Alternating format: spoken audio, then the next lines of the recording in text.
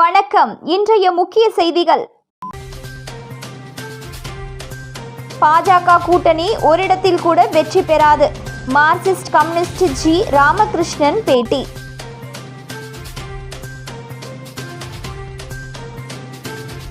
புதுச்சேரியில் துவங்கியது 10ஆம் வகுப்பு பொதுத் தேர்வு. 15,950 பேர் தேர்வு எழுதினர்.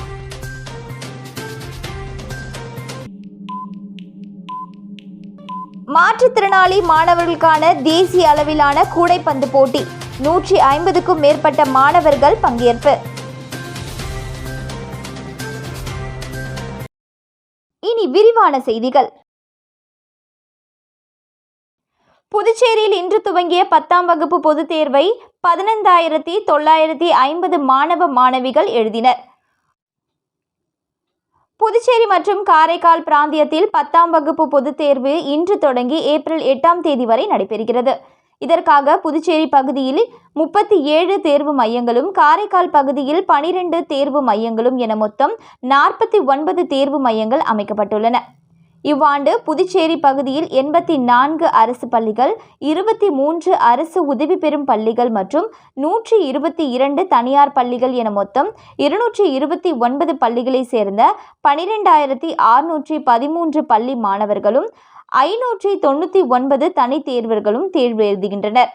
அதேபோல் காரைக்கால் பகுதியில் 25 அரசு பள்ளிகள், 6 அரசு உதவி பெறும் பள்ளிகள் மற்றும் 29 தனியார் பள்ளிகள் என மொத்தம் 60 பள்ளிகளை சேர்ந்த 2,479 பள்ளி மாணவர்களும் 259 தனி தேர்வர்களும் எழுதுகின்றனர். தேர்வின் போது தடையின்றி மின்சார சேவை ஏற்பாடு செய்யப்பட்டுள்ளது. தேர்வு நடைபெறும் நாட்களில் தேர்வெழுத வருகை தரும் தேர்வர்கள் எவரும் அலைபேசி மற்றும் எந்த ஒரு தகவல் தொடர்பு சாதனங்களையும் எடுத்து வர தடை செய்யப்பட்டுள்ளது.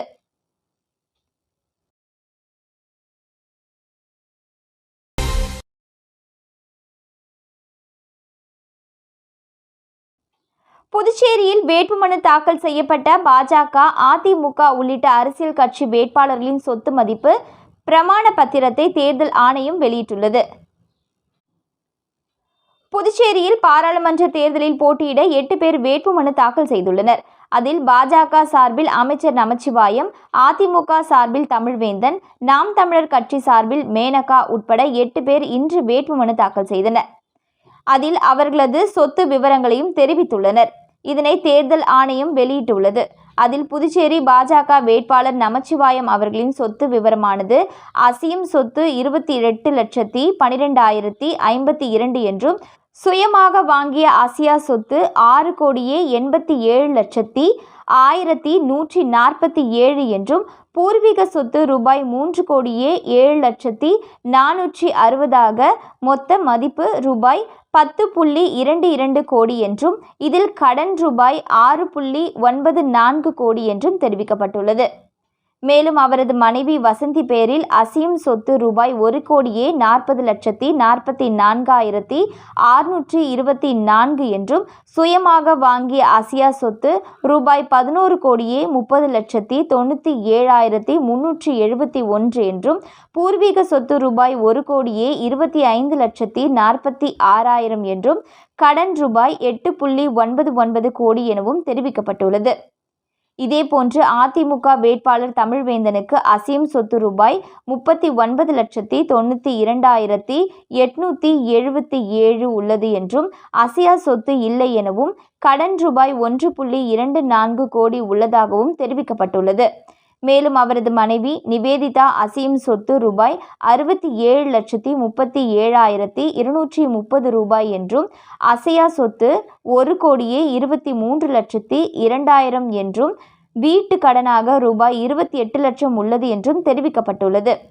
இதேபோன்று நாம் தமிழர் கட்சி வேட்பாளர் மேனகா அசையும் சொத்தாக 2.86 லட்சம் மற்றும் தனிநபர் கடன் ரூபாய் 40,000 உள்ளதாக தேர்தல் ஆணையம் சார்பில் தெரிவிக்கப்பட்டுள்ளது.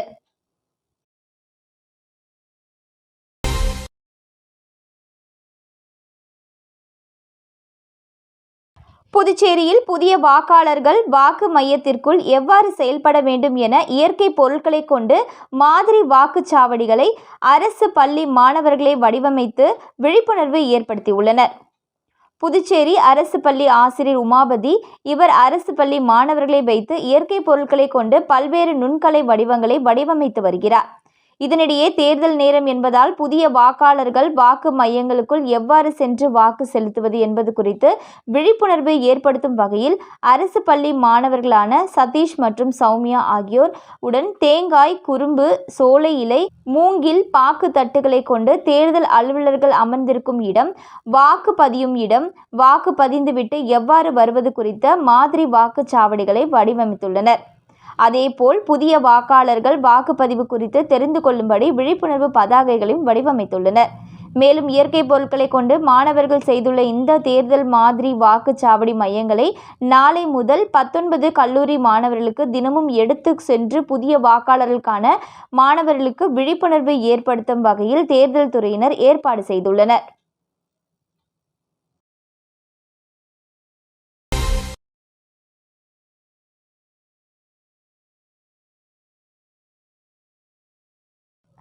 தமிழகம் மற்றும் புதுச்சேரியில் உள்ள ஒரு இடங்களில் கூட பாஜக கூட்டணி வெற்றி பெறாது என மார்க்சிஸ்ட் கம்யூனிஸ்ட் கட்சியின் அரசியல் தலைமை குழு உறுப்பினர்கள் ஜி. ராமகிருஷ்ணன் தெரிவித்துள்ளார்.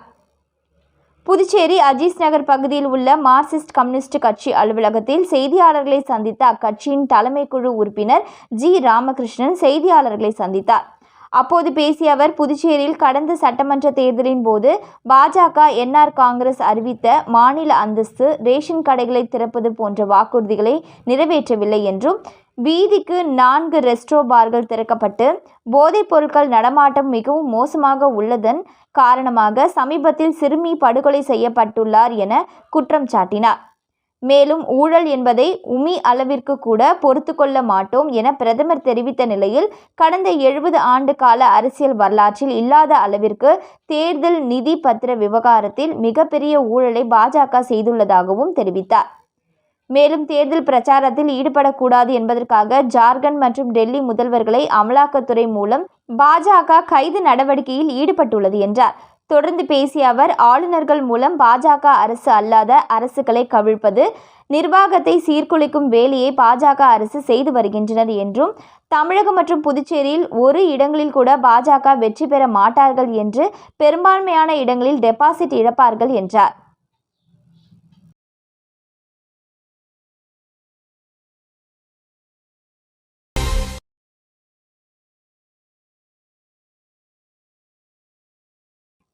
புதுச்சேரியில் மாற்றுத்திறனாளி மாணவர்களுக்காக நடத்தப்பட்ட தேசிய அளவிலான கூடைப்பந்து போட்டியில் இந்தியாவின் பல்வேறு மாநிலங்களில் இருந்து 150க்கும் மேற்பட்ட மாணவ மாணவிகள் கலந்து கொண்டு தங்களது திறமைகளை வெளிப்படுத்தினர். சிறப்பு ஒலிம்பிக் பாரத் சார்பில் 14 வயதுக்கு மேற்பட்ட மாற்றுத்திறனாளி மாணவ மாணவிகளுக்கான தேசிய அளவிலான கூடைப்பந்து போட்டி புதுச்சேரி இந்திரா காந்தி விளையாட்டு மைதானத்தில் நடைபெற்றது. 4 நாட்கள் நடைபெற்ற போட்டியில் தமிழகம், புதுச்சேரி, கர்நாடகா, கேரளா, பஞ்சாப், டெல்லி உள்ளிட்ட இந்தியாவின் பல்வேறு மாநிலங்களில் இருந்து சுமார் 150க்கும் மேற்பட்ட மாற்றுத்திறனாளி மாணவர்கள் இதில் கலந்து கொண்டனர். தனித்திறமை அடிப்படையில் நடத்தப்பட்ட போட்டியில் புதுச்சேரி, கேரளா, டெல்லி அணிகள் முதலிடம் பிடித்தனர். வெற்றி பெற்ற வீரர்களுக்கு சிறப்பு ஒலிம்பிக் பாரத் நிர்வாகிகள் ரகோத்தமன், ஜாய் தாமஸ், சித்ராஷா, ராம் மோகன் சிங் ஆகியோர் பரிசு மற்றும் சான்றிதழ்கள் வழங்கி பாராட்டு தெரிவித்தனர். இதில் தேர்வு செய்யப்படும் வீரர்கள் அடுத்த கட்டமாக மத்திய பிரதேச மாநிலம் குவாலியரிலும், அதனைத் தொடர்ந்து 2027ஆம் ஆண்டு பிரான்ஸ் நாட்டில் நடைபெறும் உலக அளவிலான கோடை விளையாட்டுப் போட்டிகளிலும் பங்கேற்க உள்ளனர்.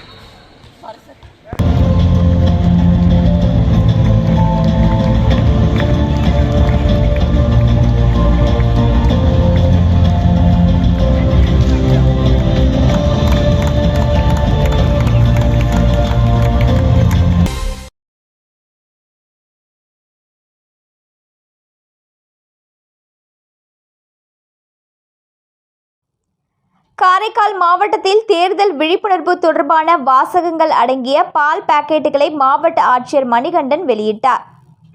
புதுச்சேரி மற்றும் தமிழகத்திற்கு ஒரே கட்டமாக தேர்தல் நடத்த தேர்தல் ஆணையம் அறிவித்துள்ளது. அதன்படி வரும் ஏப்ரல் 19ஆம் தேதி புதுச்சேரி நாடாளுமன்ற தேர்தலுக்கான வாக்குப்பதிவு நடைபெற உள்ளது. இந்த நிலையில் இது குறித்த விழிப்புணர்வு மக்களிடத்தில் ஏற்படுத்தும் வகையில் 100% வாக்குப்பதிவை காரைக்கால் மாவட்டத்தில் உறுதி செய்யும் வகையிலும் காரைக்கால் மாவட்ட மக்களிடையே விநியோகம் செய்யப்படும் பால் பாக்கெட்டுகளில் வாக்காளர் தேர்தல் விழிப்புணர்வு குறித்த வாசகங்கள் கொண்ட ரப்பர் ஸ்டாம்ப் சீல் வைத்து மக்களிடையே விநியோகம் செய்யும் நடைமுறையினை ஆட்சியர் மணிகண்டன் இன்று துவக்கி வைத்தார். காரைக்கால் கூட்டுறவு பால் உற்பத்தியாளர்கள் ஒன்றியம் மூலம் நாள் ஒன்றுக்கு சுமார் 30,000 பால் பாக்கெட்டுகளில் விழிப்புணர்வு வாசகங்கள் சீல் வைக்கப்பட்டு மக்களிடம் விநியோகிக்கப்பட உள்ளதாகவும் 1 மாத காலம் இந்த வாசகங்கள் அடங்கிய பால் பாக்கெட்டுகள் மாவட்டம் முழுவதும் விற்பனை செய்யப்பட உள்ளதாகவும் தெரிவிக்கப்பட்டுள்ளது. பால் பாக்கெட்டுகளில் தேர்தல் விழிப்புணர்வு வாசகங்கள் அச்சிடப்பட்டு விநியோகிக்கும் முறை மக்களிடையே பெரும் வரவேற்பை பெற்றுள்ளது.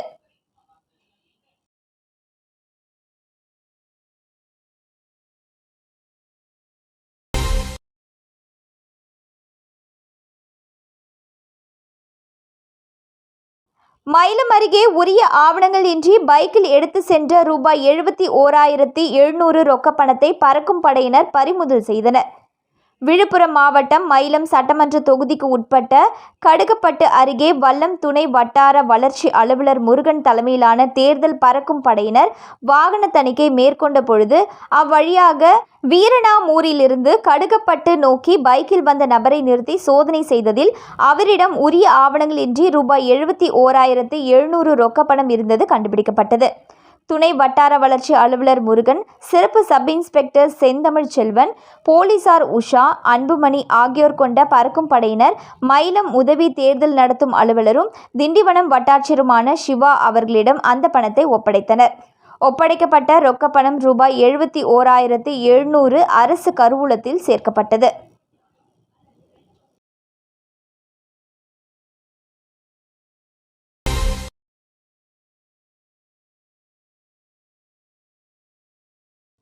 புதுச்சேரி முத்தியால்பேட்டை ஸ்ரீ முத்துமாரியம்மன் முத்தையா சுவாமி திருக்கோவிலின் பங்குனி உத்திர பெருவிழாவை ஒட்டி ஊஞ்சல் உற்சவம் நடைபெற்றது. புதுச்சேரி முத்தியால்பேட்டை பகுதியில் அமைந்துள்ளது ஸ்ரீ முத்துமாரியம்மன் முத்தையா சுவாமி திருக்கோவில். இத்திருக்கோவிலில் பங்குனி உத்திர பெருவிழா கடந்த 14ஆம் தேதி கொடியேற்றத்துடன் தொடங்கியது. பங்குனி உத்திர திருவிழாவை ஒட்டி தினந்தோறும் இரவு வாகன சேவை நடைபெற்றது. தொடர்ந்து பங்குனி உத்திர பெருவிழாவின் முக்கிய நிகழ்வான முருகப்பெருமான் வள்ளி தேவானையுடன் திருக்கல்யாண வைபவம் தேரோட்டமும் நடைபெற்றது. இதனைத் தொடர்ந்து ஊஞ்சல் உற்சவமும் நடைபெற்றது. அலங்கரிக்கப்பட்ட முருகப்பெருமான் வள்ளி தேவானையுடன் ஊஞ்சலில் அமர்ந்து பக்தர்களுக்கு காட்சியளித்தார். அவருக்கு சோடச உபச்சாரங்களுடன் மகா தீபாராதனை காட்டப்பட்டது. இதில் பக்தர்கள் பலரும் கலந்து கொண்டு முருகப்பெருமானை வழிபட்டு சென்றனர்.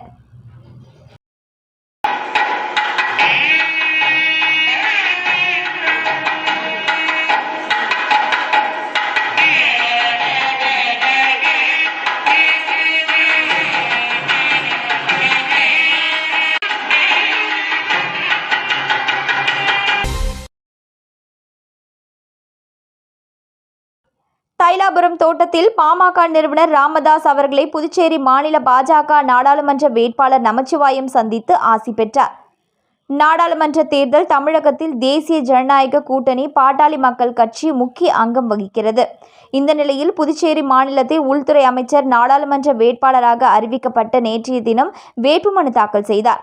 இந்த நிலையில் புதுச்சேரியில் பாஜக சார்பில் போட்டியிடும் நமச்சிவாயம் பாமக நிறுவன தலைவர் ராமதாஸ் அவர்களை தைலாபுரம் தோட்டத்தில் உள்ள ராமதாஸின் இல்லத்தில் மரியாதை நிமித்தமாக சந்தித்து ஆசி பெற்று புதுச்சேரி மாநிலத்திற்கு தேர்தல் பிரச்சாரத்தில் கலந்து கொள்ளுமாறு அழைப்பு விடுத்துள்ளார். இதில் புதுச்சேரி மாநில பாட்டாளி மக்கள் கட்சி அமைப்பாளர் கணபதி மற்றும் பாமக, பாஜக கட்சி நிர்வாகிகள் உடனிருந்தனர்.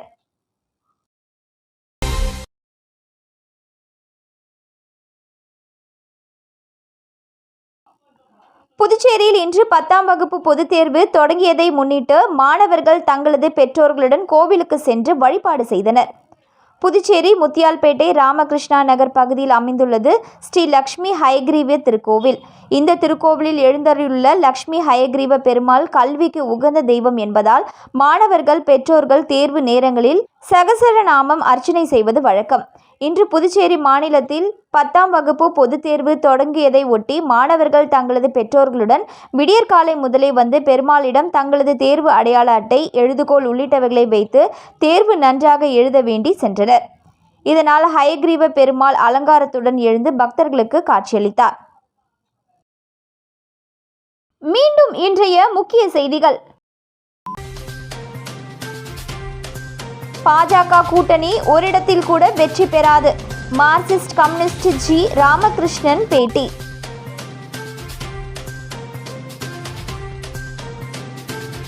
புதுச்சேரியில் துவங்கியது 10ஆம் வகுப்பு பொதுத் தேர்வு. 15,950 பேர் தேர்வு எழுதினர்.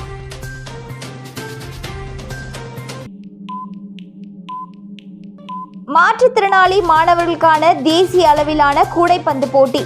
150க்கும் மேற்பட்ட மாணவர்கள் பங்கேற்பு.